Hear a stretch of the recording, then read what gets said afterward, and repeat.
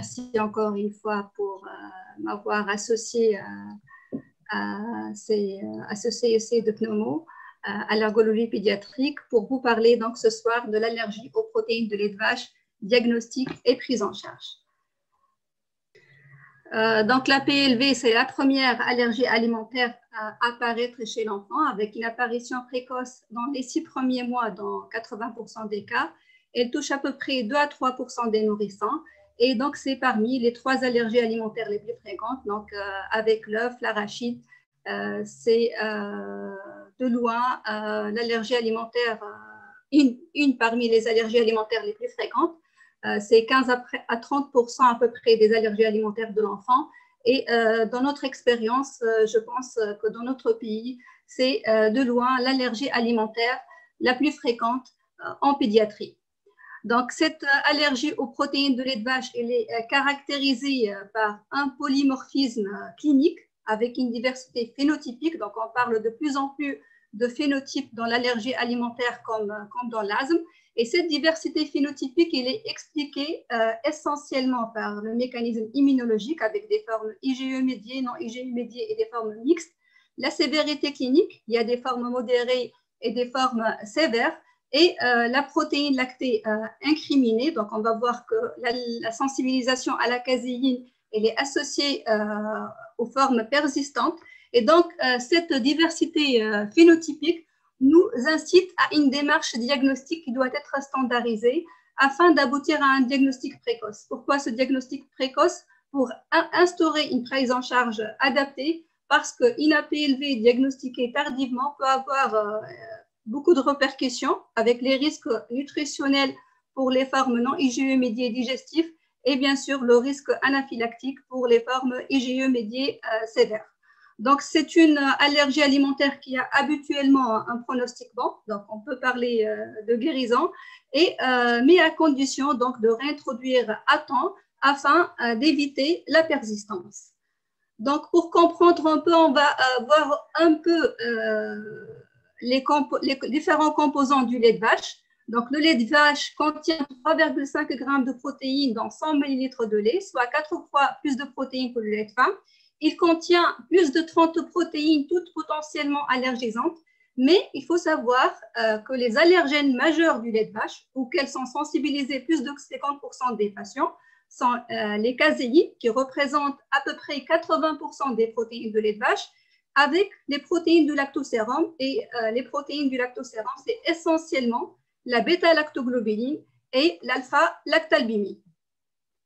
Donc, plus de 70% des patients avec APLV sont sensibilisés à plusieurs protéines. Donc, ils sont sensibilisés aussi bien à la caséine, mais aussi aux protéines du lactosérum. Et chez le nourrisson, la sensibilisation la plus précoce est généralement vis-à-vis de la bêta-lactoglobuline. En fait, la bêta-lactoglobuline est la seule protéine lactée qui est absente du lait maternel. Et la sensibilisation à la caséine, elle est associée aux APLV persistantes. Pourquoi? Parce que si on voit un peu de point de vue immunologique, l'allergénicité d'une protéine dépend des déterminants antigéniques ou ce qu'on appelle épitope, c'est-à-dire la région de la protéine qui va fixer l'anticorps. Donc, la caséine, elle a une structure linéaire et cette structure linéaire est responsable d'une thermorésistance. Donc, la caséine est une protéine lactée qui est thermorésistante et dans ce cas, elle est associée aux APLV persistantes.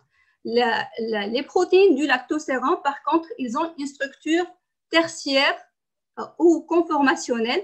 Ils sont thermolabiles, donc il y a la possibilité de modification à préchauffage de ces épitopes, ce qui explique la tolérance du lait cuit. Est-ce que c'est clair ce point? Est-ce que c'est clair? Oui, très clair. Donc, pour les manifestations cliniques, donc, Dr Boussofara a très bien abordé les différentes manifestations cliniques des allergies alimentaires. Donc, la PLV, comme le reste des allergies alimentaires, on peut avoir des manifestations IgE médiées avec des manifestations qui varient de l'urticaire localisé à l'anaphylaxie mortelle, des formes non IgE médiées, et c'est essentiellement les formes digestives, et les formes mixtes, IgE médiées et cellulaires. c'est essentiellement la dermatite atopique et l'œsophagite eosinophile. Pour la démarche diagnostique, donc, comme on a vu, le diagnostic d'une allergie alimentaire et particulièrement d'une APLV peut être difficile, d'où l'importance d'une démarche qui doit être standardisée. Donc, il y a l'étape clinique qui est primordiale. Donc, l'anamnèse, on va préciser l'âge d'introduction de protéines de lait de vache, la date de survenue des manifestations, la quantité déclenchante, faire l'examen clinique pour chercher des stigmates d'atopie, notamment la dermatite atopique. Et bien sûr, après, on va faire le bilan allergologique. Donc, en cas d'allergie IgE médiée, c'est les tests cutanés et les IgE spécifiques. Les formes retardées, c'est essentiellement l'épreuve d'éviction, réintroduction. Et bien sûr, le test de provocation orale, c'est le gold standard pour le diagnostic d'une allergie alimentaire.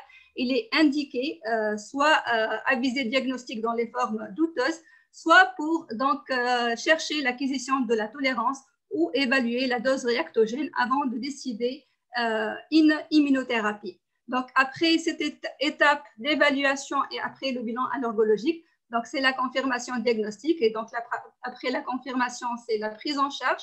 Donc, la prise en charge qui comprend l'éviction alimentaire qui est ciblée, le trousse d'urgence et bien sûr, dans les formes persistantes, on va discuter une immunothérapie.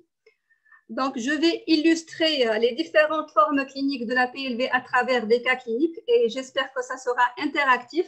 Donc, la première observation, c'est Rofran, âgé de 2 mois, qui a été adressé pour urticaire. Donc, pour Rofran, ses antécédents, on trouve la maman qui a un asthme allergique. Elle est née à terme par césarienne. Elle a reçu un premier biberon de lait artificiel à la maternité. Puis, elle a été exclusivement au sein jusqu'à l'âge de 2 mois. Par ailleurs, elle a une croissance normale.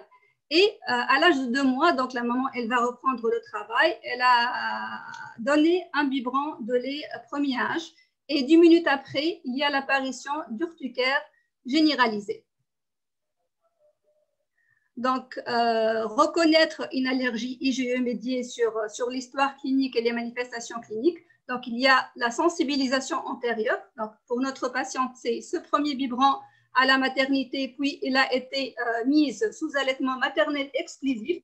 En fait, cette consommation de premier biberon, puis la consommation de lait artificiel les premiers jours suivis de l'allaitement maternel exclusif, ça a été décrit dans la littérature que ça augmente le risque d'APLV IgE médié. Donc, les prises isolées de protéines de lait de vache, puis reprise d'un allaitement maternel exclusif, ça augmente le risque d'APLV IgE médié. Donc, le délai dans les formes IgE médiées, donc la survenue des manifestations de quelques minutes à maximum 2 heures. Et donc, la présentation clinique pour notre patient, c'était un urticaire. Et donc, chez le nourrisson, les présentations cliniques les plus fréquentes sont les présentations cutanées ou digestives. Donc, que faire pour cette patiente? Les prics, les PATS, les IgE spécifiques, l'épreuve d'éviction, réintroduction, le test de provocation, les prics et les IgE spécifiques. Donc, qu'est-ce que vous pensez? IgE spécifiques. Seulement? Le pric test. Oui, donc idéalement, faire les deux, les prick tests et les IgE spécifiques unitaires. Donc, on va doser le lait de vache et ses protéines. Donc, pour les prick tests, c'est l'examen à réaliser de première intention. Il est réalisable dès le premier mois de vie. Donc, on va piquer à travers la goutte de lait frais. Et il faut savoir que la taille de la papille est non corrélée à la sévérité des symptômes, mais oriente le clinicien pour exclure le diagnostic, le confirmer ou indiquer un test de provocation orale. Ainsi, une taille de la papule chez un nourrisson âgé de 6 mois à 2 ans qui est supérieure à 6 mm a une bonne valeur prédictive positive et une taille de la papule supérieure à ou égale à 8 mm chez un enfant de plus de 2 ans a aussi une bonne valeur prédictive positive. Pour les IgE spécifiques, donc on va faire les IgE spécifiques unitaires, donc on va doser aussi bien le lait de vache, mais aussi ses protéines, donc la caséine, la bêta-lactoglobuline et l'alpha-lactalbumine. Donc, on va doser le lait de vache et ces 3 allergènes majeurs. Donc, pour ces IgE spécifiques unitaires, il n'y a pas de limite inférieure d'âge. La technique de référence, c'est bien sûr la technique immunoenzymatique. Il n'y a pas de valeur seuil retenue, donc les chiffres, les valeurs varient de 0,1 à supérieur à 100. Et il faut savoir que plus le taux des IgE spécifiques est élevé, plus grande est la probabilité d'avoir une réaction aux protéines de lait de vache. Et qu'un taux d'IgE spécifique au lait de vache supérieur ou égal à 15 a une valeur prédictive positive supérieure à 95% pour avoir un TPO positif. Et aussi que la cinétique permet de suivre l'évolution de la PLV. On va voir par la suite, avant de réintroduire, on va redoser ces IgE spécifiques pour décider ou pas de réintroduire le lait de vache. Est-ce que c'est clair? Oui. Oui. Donc, pour notre patiente, on a fait les prics. Donc, elle avait un pric pour le lait de vache de 6 mm pour un témoin positif de 5 mm. Et pour les IgE spécifiques au lait de vache, elle avait des taux qui sont de 10,9 pour le lait de vache, de 0,8 pour la caséine. Et elle était sensibilisée essentiellement à la bêta-lactoglobuline avec un taux de 7 kilo-unités par litre. Donc, pour notre patiente, on a retenu le diagnostic d'APLV dans sa forme IgE médiée. Donc, qu'est-ce que vous proposez pour la prise en charge thérapeutique? Donc, le régime d'éviction par l'allaitement maternel exclusif, le trousse d'urgence avec l'antihistaminique et le plan d'action, le régime d'éviction par une préparation à base d'un hydrolysa partiel de protéines, le trousse d'urgence avec de l'adrénaline ou un régime d'éviction par une préparation à base d'acide aminé. Donc, qu'est-ce que vous proposez? Régime d'éviction avec allaitement maternel exclusif, trousse d'urgence. Trousse d'urgence, la composition. Est-ce que vous mettez de l'adré ou seulement en antihistaminique?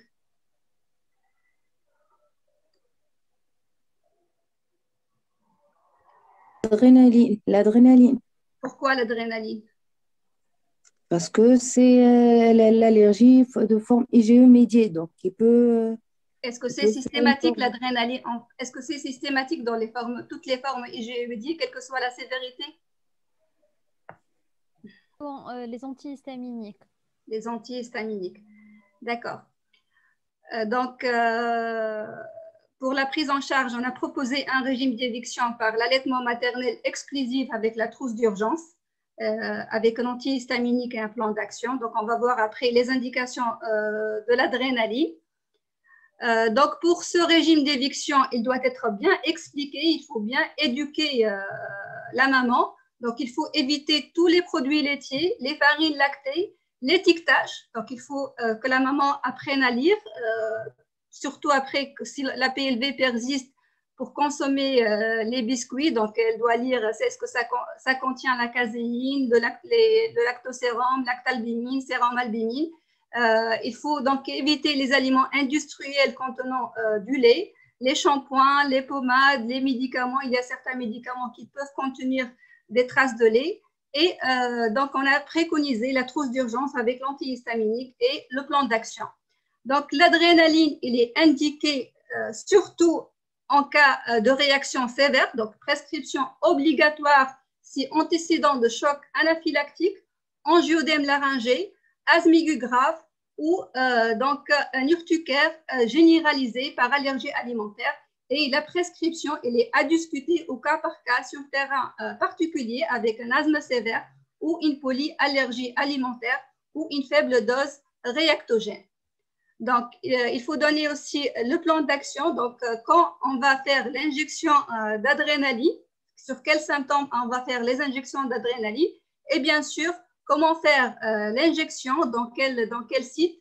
Et en fait, il y a 2 présentations pour l'adrénaline. Donc, l'injection, elle doit faire en IM au niveau de la face antéro-externe de la cuisse. Et il y a 2 présentations de 0,15 mg pour les poids inférieurs à 25 kg et 0,3 mg pour le poids supérieur à 25 kg. Donc, pour notre patiente, la maman, elle a souhaité arrêter l'allaitement maternel. Donc, on a proposé un hydrolysa extensif. Donc, c'est quoi un hydrolysa extensif? C'est un substitut dont les protéines ont été hydrolysées pour réduire l'allergénicité et qui doit apporter à l'enfant les éléments nécessaires à sa croissance et son développement. Donc, ce qu'on a en Tunisie, on a pour les hydrolysats de protéines du lactosérum, on a le peptiginium avec une efficacité allergologique de l'ordre de 79%. Et pour les hydrolysats de caséine, on a le Primalac CMA. On avait aussi un hydrolysat de protéines de riz, le Modilacri, et il y a aussi les acides aminés de synthèse, le Neocate ou le comidogène. Pour les hydrolysats de protéines de riz, donc, ils sont enrichis en lysine et en thréonine. Ils sont généralement bien tolérés chez les enfants souffrant d'APLV et ils ne contiennent pas des phytoœstrogènes. Ils sont une alternative aux hydrolysats poussés de protéines de lait de vache. Donc, c'est une alternative à ces hydrolysats. Quand prescrire une préparation à base d'acides aminés de synthèse, c'est essentiellement en cas d'échec des hydrolysats, c'est la principale indication, mais aussi ils peuvent être discutés dans des APLV sévères, notamment qui se révèlent par une anaphylaxie, les entéropathies sévères et l'œsogastro-entéropathie à eosinophile. Il faut savoir que l'APLV aussi, elle est décrite sous les maternelles. Donc, on peut avoir des enfants qui vont présenter des manifestations d'APLV et qui sont sous les maternelles. Et dans ce cas, ce qu'on préconise, c'est de poursuivre l'allaitement maternel exclusif avec éviction chez la mère des protéines de lait de vache. En fait, on peut avoir un passage des protéines de lait de vache à travers le lait maternel. Donc, pour retenir le diagnostic d'APLV sous lait maternel, on va dire à la mère d'arrêter la prise de tous les produits laitiers pendant une période et de faire une supplémentation calcique et on va voir l'évolution. C'est comme une épreuve d'éviction. On va voir s'il y a une amélioration des symptômes. Donc, si ce régime il est efficace, on va élargir progressivement jusqu'à la dose minimale tolérée. Donc, généralement, on va faire un régime d'éviction pendant 2 à 4 semaines, voir l'évolution des symptômes. S'il y a une amélioration, on va retenir le diagnostic, puis on va dire à la mère de reprendre, mais de façon progressive, jusqu'à la dose minimale tolérée par l'enfant. Pour tout ce qui est préparation à base de protéines de soja, je pense qu'ils ne sont plus commercialisés en Tunisie. En tout cas, ils ne sont pas recommandés avant l'âge de 6 mois parce que ça contient des phytoœstrogènes qui sont des perturbateurs endocriniens. Mais après l'âge de 6 mois, on peut les tenter après avoir vérifié la tolérance. Donc, on peut faire un prick test. Si le prick test est négatif, on peut les utiliser. Et il faut savoir qu'il y a 10 à 14% d'allergies croisées pour les préparations à base de protéines de soja. C'est pour cela qu'il faut tester avant de les essayer. Pour le lait de chèvre et de brebis, le risque d'allergie croisée avec le lait de vache il est très important, il est supérieur à 80% des cas, donc ça ne peut pas être une alternative. Pour tout ce qui est les autres laits de mammifères, lait de jument, ânesse, dromadaire, les réactions croisées sont peu fréquentes, mais ne sont pas recommandées, surtout chez le nourrisson, pour les risques nutritionnels. Et parmi ces laits de mammifères, il faut savoir que le lait de dromadaire a une grande similarité avec le lait humain. Il ne contient pas de bêta-lactoglobulines et il y a plusieurs publications qui rapportent donc la tolérance du lait de dromadaire chez des enfants ayant une APLV persistante. Donc, les différents jus végétaux, donc en Europe, c'est la mode, donc surtout pour les végétariens, mais il faut savoir que ces jus végétaux sont inadaptés, donc de point de vue nutritionnel, et ils sont proscrits avant l'âge de 2 ans. Donc, pour la supplémentation calcique, il est indiqué chez l'enfant si l'apport en hydrolysa il est inférieur à 400 ml, c'est-à-dire si la PLV elle persiste et l'enfant grandit et il ne prend pas de produits laitiers, il faut penser à la supplémentation calcique. La diversification, donc les aliments nouveaux seront introduits un à un. Il faut savoir qu'il y a… Est-ce que vous m'entendez? Oui, oui, on vous entend. Oui. Oui. D'accord. Donc, نعم la supplémentation calcique comment معناتها قداش نعطيو كيفاش نعطيو les besoins 0,5 à 1 gramme par jour. Ok, merci. D'accord. Si l'enfant grandit et il ne prend pas, il n'y a pas une autre alternative où les apports en hydrolysa ils sont inférieurs à 400 ml par jour, il faut penser à supplémenter l'enfant en calcium. D'accord. Pour la diversification, généralement, donc on commence la diversification comme tous les enfants vers l'âge de 4 mois. Il y a certains auteurs qui préconisent de tester les aliments les plus allergisants avant de les introduire. Pour la viande de bœuf et de veau, en fait, il faut savoir qu'il y a une protéine qui est commune avec la viande bovine, qui est une protéine du lactosérum, qui est la sérum albumine bovine. Donc, c'est une protéine commune au lait de vache et à la viande de bœuf, et que 10 à 20% des APLV sont aussi sensibilisés à cette protéine, donc la sérum albumine bovine. Mais généralement, ça ne pose pas problème parce que c'est une protéine du lactosérum, et donc cette protéine du lactosérum, elle est thermolabile, et donc généralement, elle est tolérée par la majorité des enfants avec APLV. Donc cette viande de bœuf et de veau, généralement, elle est bien tolérée par ces enfants, malgré qu'ils sont sensibilisés, parce que cette sérum albumine bovine est thermolabile. D'accord? Wadaha. D'accord. Ouais. Donc, pour notre patiente, la diversification a été débutée à l'âge de 5 mois, sans difficulté. À l'âge de 6 mois, introduction de petit Suisse. Donc, on a dit, petit Suisse, donc, réapparition de l'urticaire du visage.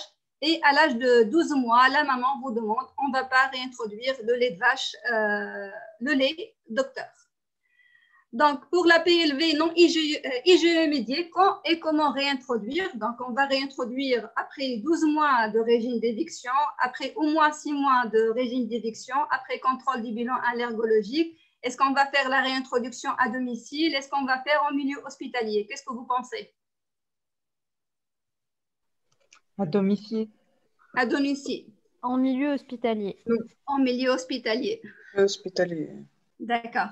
Donc, on va réintroduire après au moins 6 mois de régime d'éviction, après contrôle du bilan allergologique, et la réintroduction pour une APLV IgE médié, elle doit se faire obligatoirement en milieu hospitalier. Donc, pour notre patiente, on a contrôlé le bilan. Il y a une baisse importante des IgE spécifiques. Les prick tests, je pense, étaient faiblement positifs. Et à l'âge de 13 mois, on a fait un test de provocation orale à l'hôpital de jour qui a permis l'ingestion cumulée de 180 ml de lait de vache sans aucune réaction immédiate. Donc, voici le protocole qu'on a utilisé. Donc, il faut prendre toutes les précautions avec une voie d'abord, les médicaments d'urgence qu'il faut les préparer, notamment l'adrénaline. Et pour la progression des doses, on va augmenter les doses toutes les 15 minutes. Donc, toutes les 15 minutes, bon, il y a la première dose selon la sévérité de la PLV. Donc, pour notre patiente, on a commencé par 1 cc et on va doubler les doses toutes les 15 ml, toutes les 15 minutes, jusqu'à arriver au bout de 2 heures à une dose cumulée de 180 ml.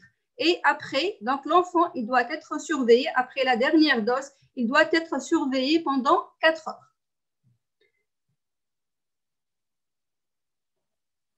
Donc, le régime chez notre patiente a été normalisé à domicile sur 1 semaine. Elle tolère tous les produits laitiers et après un recul de 6 ans, il n'y a pas eu l'apparition d'autres manifestations allergiques. Donc, pour la réintroduction en cas d'APLV IgE médié, donc généralement après 6 mois, minimum 6 mois de régime d'éviction, généralement la première tentative c'est vers l'âge de 12 mois, mais après contrôle du bilan allergologique Et après, aussi, il faut poser la question, est-ce qu'il y a des prises accidentelles?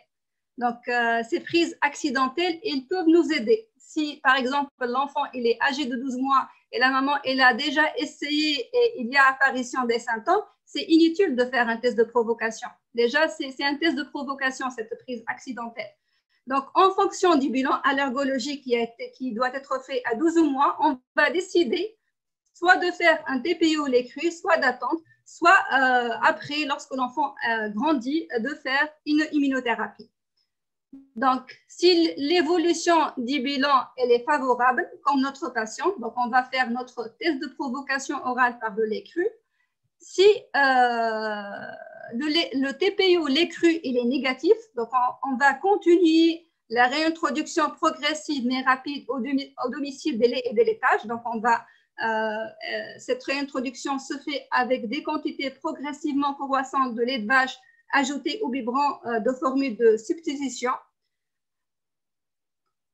Si le TPO lait cru est positif, en fonction de l'âge, de la dose réactogène et des manifestations de survenue, on va décider soit d'attendre, soit de faire une progression par palier au domicile ou en milieu hospitalier, soit de faire une immunothérapie orale au lait cru. Est-ce que c'est clair? Oui. Par contre, si la sensibilisation elle augmente, c'est-à-dire lorsqu'on contrôle notre bilan allergologique, notamment les IgE spécifiques, on trouve que la sensibilisation elle augmente avec un taux d'IgE spécifique qui est supérieur à 5 à 1 an ou supérieur à 10 à 2 ans, avec une papule qui est supérieure à 8 mm. Donc, dans ce cas, si l'enfant il est âgé de 12-18 mois, dans ce cas, on va attendre. Par contre, chez les enfants plus âgés, si l'enfant il est âgé de 3 ans, de 2-3 ans, on peut, dans ce cas, faire un TPO au lait cuit qui peut être proposé en première intention. Et ceci, surtout, si l'enfant a des IgE spécifiques vis-à-vis du lait de vache supérieur à 10 ou des IgE spécifiques vis-à-vis de la caséine supérieure à 5. Est-ce que c'est clair ce point? Donc, si la sensibilisation augmente et l'enfant il est encore jeune, donc on peut attendre et refaire le bilan 6 mois après. Si l'enfant il est plus grand, donc dans ce cas, on peut discuter de réintroduire par le lait cuit. Donc, je passe à un deuxième cas clinique qui va illustrer une autre forme clinique d'APLV. Donc, c'est l'observation d'un nourrisson qui était âgé de 2 mois, qui a été hospitalisé pour diarrhée chronique. Donc, pour cet enfant, il est né à terme par césarienne, il est eutrophique, il était sous allaitement artificiel depuis la naissance, pas de consanguinité, pas d'atopie. Et dès J15, il y a apparition de diarrhée liquidien, 5 à 6 selles par jour, avec une mauvaise prise pondérale. Donc, à l'examen clinique, elle avait une mauvaise prise pondérale, avec un poids à 4 kg, elle avait une pâleur cutanée, un œdème palpébral, un pli d'hypotrophie. Et sur le plan biologique, il y avait l'anémie, il y avait l'hypoprotidémie et il y avait l'hypoalbuminémie, avec donc un TP correct et une protéinurie négative. Et il y a eu donc ce repos digestif, un tarissement de la diarrhée. Donc, au total, 2 mois, diarrhée chronique, retard staturo-pondéral, anémie et protidémie. Donc, on a évoqué la mucoviscidose et on a fait notre test de la sueur. On a évoqué aussi un déficit immunitaire congénital ou acquis, mais il n'y avait pas de consanguinité, pas de lymphopénie, pas de cas similaires. Et bien sûr, on a évoqué la PLV dans sa forme non IgE médiée et on a fait notre bilan allergologique qui était négatif. Donc, je vous rappelle que cette APLV non IgE médiée, ces formes digestives sont les formes dominantes chez le nourrisson et on peut avoir différentes entités, notamment les entéropathies aux protéines de lait de vache avec diarrhée chronique, retard de croissance. Il y a le CEPA et il y a la proctite aux allergènes alimentaires qui est caractérisée par la survenue de rectorragie chez un nourrisson qui est bien portant. Donc, ces rectorragies surviennent à l'introduction de lait artificiel. il faut savoir que ces APLV non IgE médiés peuvent être classés selon la sévérité des symptômes. Donc, il y a des APLV non IgE médiés qui sont sévères, qui sont caractérisés par des signes gastro-intestinaux avec diarrhée, vomissement et donc la caractéristique, c'est d'avoir une mauvaise prise pondérale. On peut avoir aussi des eczémas, un eczéma sévère. Et il y a les formes modérées et que ces formes modérées sont les plus fréquentes dans notre pratique. Donc, habituellement, 2 à 72 heures après l'ingestion de protéines de lait de vache, il y a plusieurs signes sont présents. Donc, on peut avoir des coliques, un reflux de l'aliment, des selles molles, une constipation, la présence de sang ou de mucus dans les selles, un eczéma. Et généralement, il n'y a pas de retentissement important sur la croissance staturopondérale. Et donc, pour ces enfants, ce qui a été proposé, c'est l'établissement d'un score. C'est le Co-Milk Symptom Score, le COMIS. Donc, ce qui permet de préciser dès l'interrogatoire le diagnostic et de proposer une éviction alimentaire et l'utilisation de l'hydrolysa dont on jugera rapidement de l'efficacité. Donc, pour ce score, qu'est-ce qu'on va voir? Donc, on va voir, il y a 5 items. Il y a les pleurs, la durée des pleurs, les regurgitations, leur nombre, l'aspect des selles, la peau, est-ce que la sévérité de l'eczéma et son étendue, et est-ce qu'il y a des manifestations respiratoires associées. Donc, on va calculer le score. Et un score supérieur à 12 est associé à une forte probabilité d'allergie aux protéines de lait de vache. Donc, ce score peut être rempli avec les parents en consultation et donc peut aider au diagnostic des APLV non IgE médiés modérés. Donc, pour notre patiente, si on revoit un peu la forme clinique, c'est probablement une entéropathie sévère aux protéines de lait de vache. Donc, elle a été mise devant l'association retard de croissance, diarrhée chronique, anémie, œdème, hypoprotidémie. Donc, elle a été mise sous régime d'éviction par hydrolysa extensive de protéines de lait de vache pendant 2 semaines et l'évolution était marquée par la persistance de la diarrhée avec l'absence de prise pondérale. Donc, à ce stade, est-ce que c'est une allergie ou pas? Donc, on a complété par le bilan immunitaire avec l'exploration de l'immunité cellulaire, la sérologie VIH et on a évoqué aussi une allergie aux hydrolysats de protéines de lait de vache. En fait, 10% des enfants ayant une allergie aux protéines de lait de vache peuvent ne pas tolérer les hydrolysats extensifs et dans ce cas, on doit proposer une préparation à base d'acides aminés. Donc, pour ces formes non IgE médiées, donc avec le calcul du score, la clé de diagnostic, c'est l'épreuve d'éviction-réintroduction. Donc, on va faire l'éviction pendant 2 à 4 semaines. Si pas d'amélioration, c'est inutile de poursuivre ce régime d'éviction. Si amélioration, on va faire la réintroduction au domicile. Donc, on va donner un protocole simple qu'on doit expliquer aux parents. Donc, ils vont substituer progressivement une mesure du lait, de l'hydrolysa par une mesure du lait habituel et on va voir s'il y a réapparition ou pas des symptômes.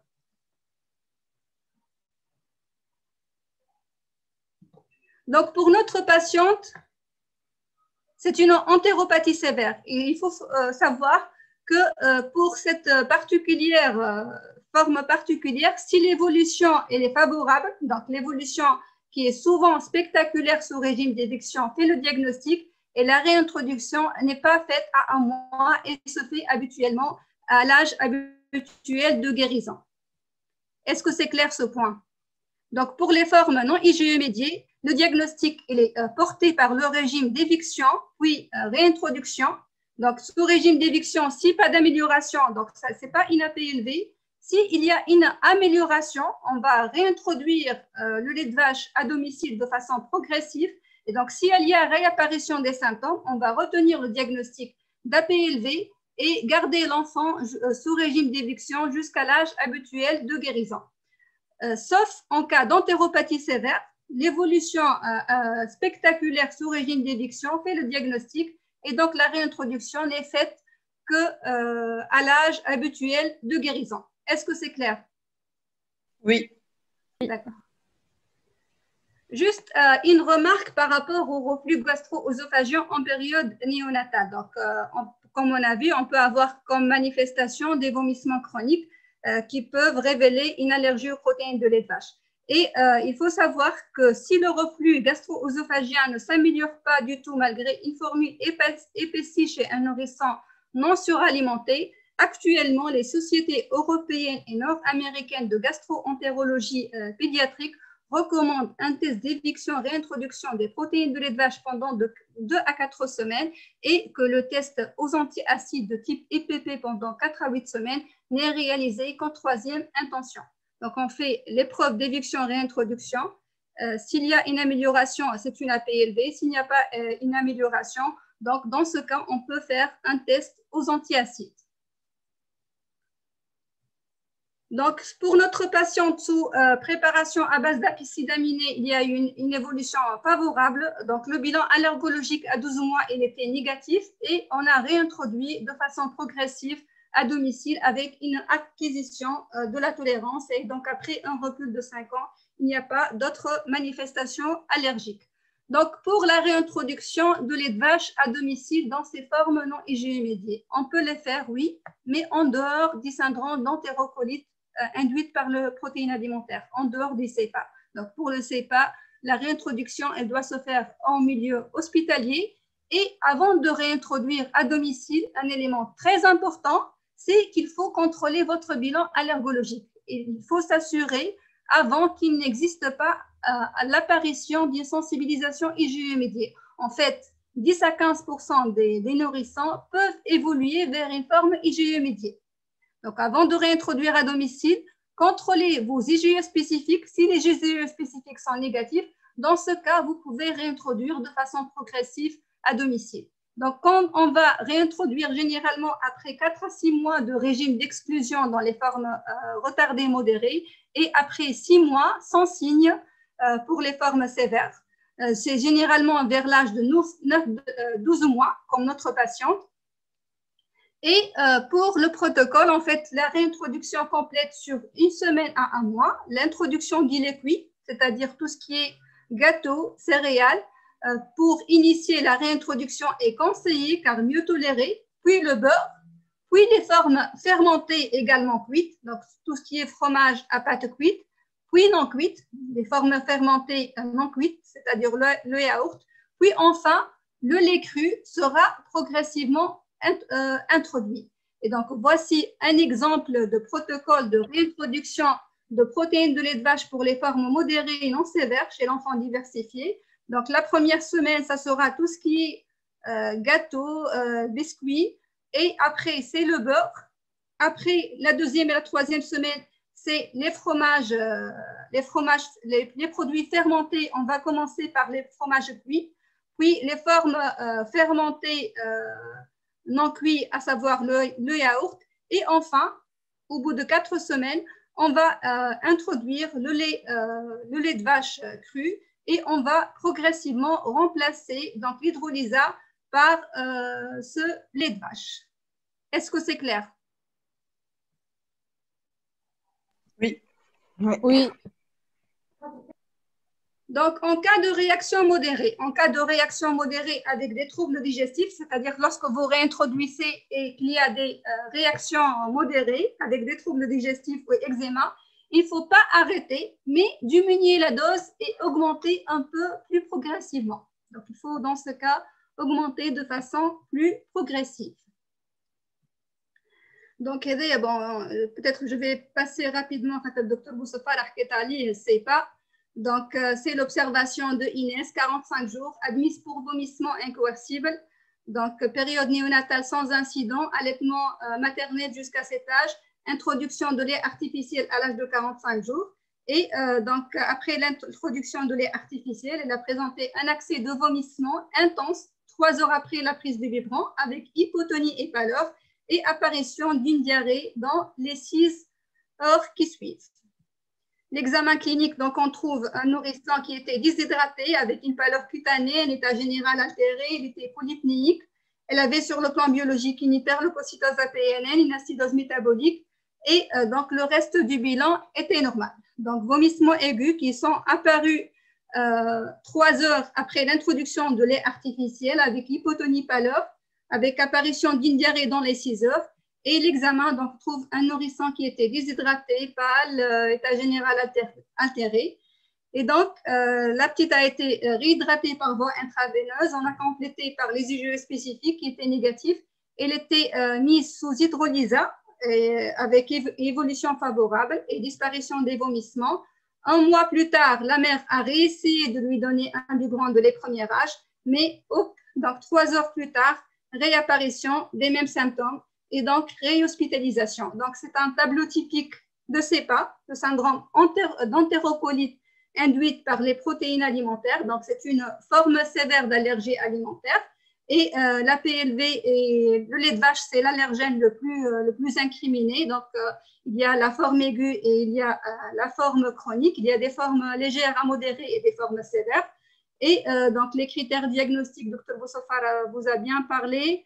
Le diagnostic, il est souvent difficile. Donc, absence de marqueurs spécifiques. Le diagnostic, il repose surtout sur l'histoire clinique. Donc, si le tableau clinique il est typique, on a une reproduction des symptômes, on n'a pas besoin de faire un test de provocation orale.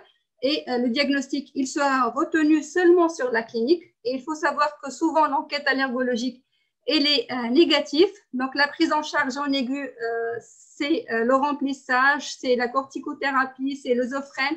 Et donc, pas d'adrénaline pour un nourrisson en choc hypovolémique.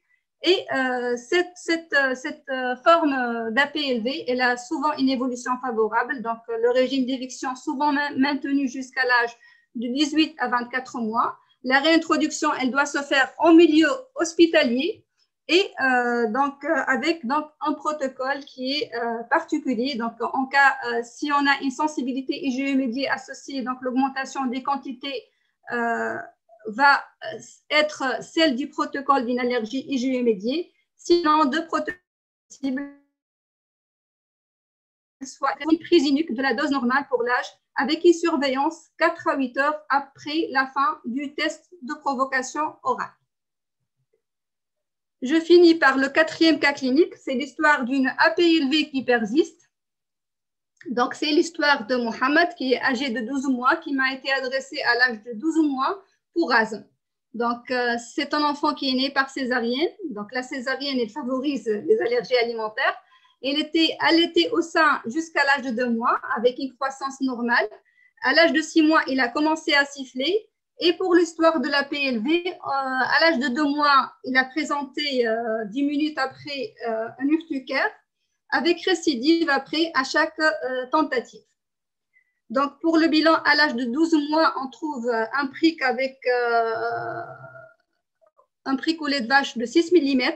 Et pour les IgE spécifiques, il avait des taux très élevés avec des IgE spécifiques au lait de vache à 69, avec une sensibilisation essentiellement à la caséine, avec des taux à 37,5 unités par millilitre. Donc, pour la prise en charge de la PLV, bien sûr, le régime d'éviction par le lait maternel avec la trousse d'urgence, le plan d'action et bien sûr l'éducation et la prise en charge de son asthme.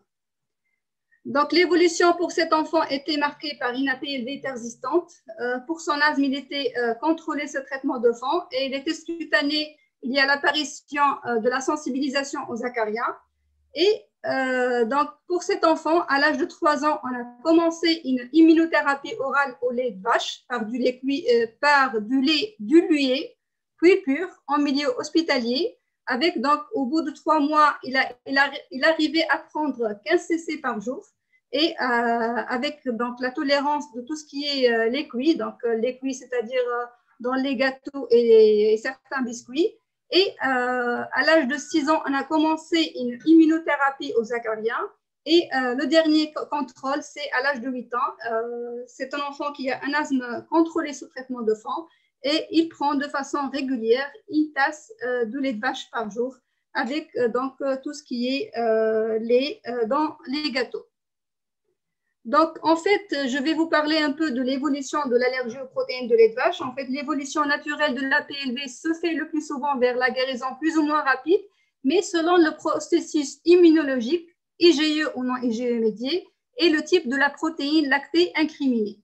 Donc, dans ce travail qui a été réalisé dans notre service et qui a inclus à peu près 39 enfants ayant une APLV, et dont l'objectif était de chercher les facteurs de persistance et d'étudier l'histoire naturelle de l'APLV. Donc, nous avons trouvé que le pourcentage d'acquisition de la tolérance aux protéines de lait de vache à 12 mois, il est de l'ordre de 13%, alors qu'à l'âge de 4 ans, il est près de 80%. Et que la probabilité d'acquisition de la tolérance, elle est donc de 78,8% au-delà de l'âge de 44 mois. Et que les formes digestives non IgE médiées, c'est un meilleur pronostic, c'est des formes qui guérissent plus rapidement, et que le fait d'avoir un asthme, c'est associé à la PLV, c'est associé à un facteur de persistance. Les autres facteurs aussi retrouvés dans la littérature, c'est aussi la cinétique des IgE spécifiques et notamment la sensibilisation à la caséine. Donc, pour ces APLV persistantes, donc chez l'enfant présentant une APLV persistante, les expositions alimentaires accidentelles ne sont pas exceptionnelles et sont à l'origine de réactions parfois anaphylactiques. Le régime d'éviction est souvent difficile à suivre, parfois responsable de carences. Il marginalise l'enfant dans sa vie sociale, donc il est responsable d'une altération de la qualité de vie de l'enfant et de sa famille, d'où une immunothérapie est proposée pour ces enfants.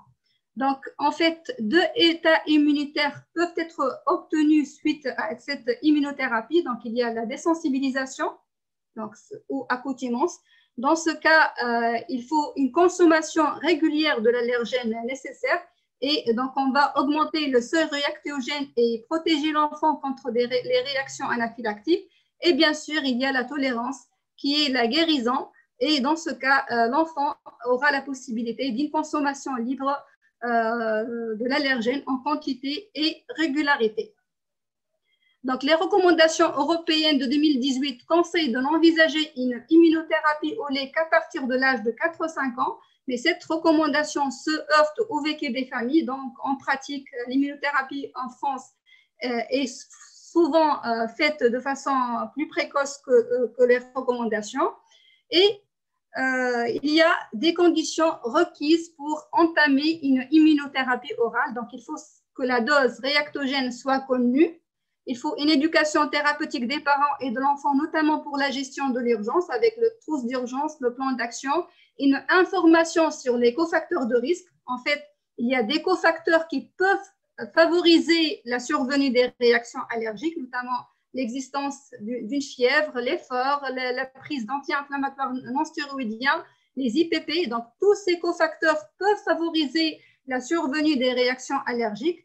Et donc, pour cette immunothérapie, il faut bien évaluer le risque face aux bénéfices attendus. En fait, certaines situations sont peu compatibles avec l'initiation d'une immunothérapie orale. Donc, le protocole le plus proposé dans la littérature comprend 3 phases. Donc, une phase d'initiation de 1 à 2 jours, une phase de progression des doses par palier de 2 semaines pendant 6 à 12 mois, puis une phase d'entretien de quelques mois à quelques années.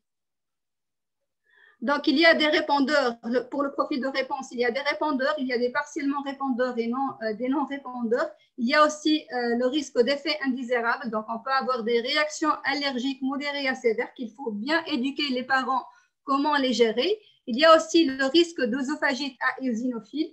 Et il faut savoir qu'il y a aussi des facteurs d'échec de l'immunothérapie orale qui sont essentiellement l'asthme associé, un seuil réactogène bas et l'existence d'une réaction sévère initiale. Et pour ces enfants, on peut proposer bien sûr une immunothérapie au lait cuit. Donc, il y a plusieurs publications qui parlent ces dernières années de l'immunothérapie orale au lait de vache cuit, avec donc des protocoles qui sont bien codifiés. En fait, le chauffage, donc le fait de cuire au four pendant 30 minutes à une température de 180 degrés, ça permet de diminuer l'allergénicité des protéines de lait de vache. Aussi, l'interaction à une matrice de Clay, ça aussi permet de diminuer l'allergénicité. Et donc, ça, il y a différents protocoles avec les biscuits petits beurre, les gâteaux, les mi-fins. Et l'inclusion de ces aliments dans le régime alimentaire pourrait accélérer le développement de la tolérance aux protéines du lait de vache.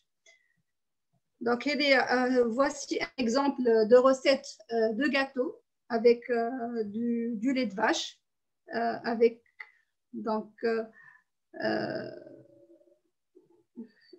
du yaourt plutôt. Et donc, ça doit être cuit pendant 40 minutes à 180 degrés. Donc, je termine par cet algorithme. Donc, en cas d'APLV IgE médié, quelle serait notre conduite à tenir? Donc, bien sûr, l'histoire clinique, elle est très importante. Après, on va procéder à notre bilan allergologique de PRIC, les IgE spécifiques. S'ils sont positifs, on va retenir le diagnostic d'APLV. S'ils sont négatifs, avec une histoire clinique qui est probable ou ils sont discordants, donc dans ce cas, on va faire un test de provocation orale. S'il est positif, on va retenir le diagnostic. Si c'est négatif, le diagnostic d'APLV sera infirmé. Donc, si le diagnostic d'APLV est retenu, on va faire l'éviction pendant au moins 6 mois avec une première réintroduction en milieu hospitalier à l'âge de 12 mois, mais après contrôle du bilan allergologique. Donc, si l'évolution du bilan allergologique est favorable, on va faire cette réintroduction. Par contre, si la sensibilisation augmente, dans ce cas, on peut attendre, ou si l'enfant est plus grand, discuter une immunothérapie, une réintroduction par du lait cuit. Pour l'APLV non IgE médié, donc selon la forme clinique, si c'est une CEPA, la forme typique, donc dans ce cas, le diagnostic il sera retenu sur la clinique et on va faire l'éviction de protéines de lait de vache et on va réintroduire aussi en milieu hospitalier vers l'âge de 18 à 24 mois. Pour les autres formes, donc la clé du diagnostic, c'est l'épreuve d'éviction-réintroduction. Cette épreuve, elle est inefficace, le diagnostic d'APLV, il ne sera pas retenu. Par contre, si cette épreuve, elle est efficace, donc on va faire une réintroduction, on peut la faire à domicile. S'il y a réapparition des symptômes, donc on va retenir le diagnostic d'APLV et on va garder l'enfant sous régime d'éviction jusqu'à généralement l'âge de 9 mois. Et avant de réintroduire les protéines de lait de vache à domicile, il faut contrôler le bilan allergologique parce qu'on peut avoir une évolution d'une forme non IgE médiée vers une forme IgE médiée dans 10 à 15% des cas. Donc, pour conclure, je dirais que l'APLV, c'est une pathologie fréquente du petit enfant avec une diversité phénotypique. Le régime d'éviction des preuves, c'est la clé de diagnostic des formes non IgE médiées. Le bilan allergologique, il est obligatoire dans les formes IgE médiées et avant toute réintroduction pour toutes les formes. La réintroduction en milieu hospitalier, elle est obligatoire pour les formes IgE médiées, pour les formes mixtes et pour le CEPA. Et bien sûr, en cas d'APLV persistante, on peut accélérer la guérison par la consommation des petites doses et par la consommation des formes cuites de lait. Donc, est-ce que vous avez des questions?